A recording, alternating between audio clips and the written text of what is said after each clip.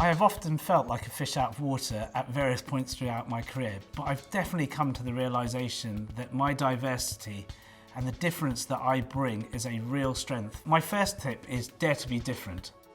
It can weigh heavily on your shoulders and it can be quite frightening, I think, to take a risk and to do something different and to break new ground. Sometimes people will question you and question whether you're making the right decision, and sometimes you'll question yourself, but that's okay.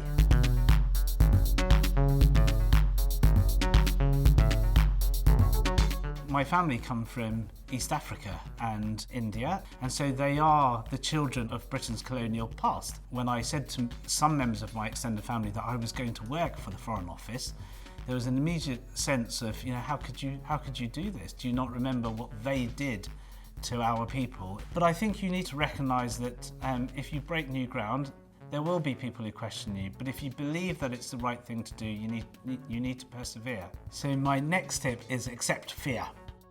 So I know that when I'm in new, uncomfortable situations, I get a strong sense of fear and my flight mechanism kicks in. And for me, that starts with butterflies in my tummy, and it goes on to trying to think through how can I get out of this situation. So when I joined GCHQ, I definitely felt in those early days that sense of fear and flight, and I'm surrounded by some incredibly intelligent people and they're going to find me out pretty quickly. I've learned over the years that actually that feeling only stays with me for a relatively short period of time, and if I ride it out and if I accept fear, that actually it will be fine and the rational side will kick in soon enough.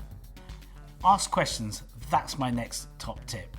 Because it's only through asking and really listening to what people say that you can build relationships of trust and confidence. And in my job, I often meet people from international backgrounds, and the one thing that I always do is to look at what's on the front page of their local newspaper that day. Because that gives me something topical to talk to them about. What you're trying to do is to make people feel that you're really interested in them and what they have to say to you. My final tip is find a champion. I think it's really, really important when you're breaking new ground to find somebody who will encourage you to be yourself and will advocate for you. For me, I was lucky that I was able to find a champion fairly early on in my career, and she is somebody that I will turn to and ask for advice and guidance. But also don't forget that you are a champion yourself. I learned something which was lift as you climb. So making sure that you're helping somebody else to succeed. Part of what drives me is proving people wrong. The people who said that I couldn't possibly work for the Foreign Office because it wasn't for people from my background. So success for me isn't about the glory of being at the top of an organisation. It's about having the maximum impact that I can, but also about being an inspiration. So if I can change the conversations and encourage people to dare to be different and to take a risk, then I feel like I will have succeeded.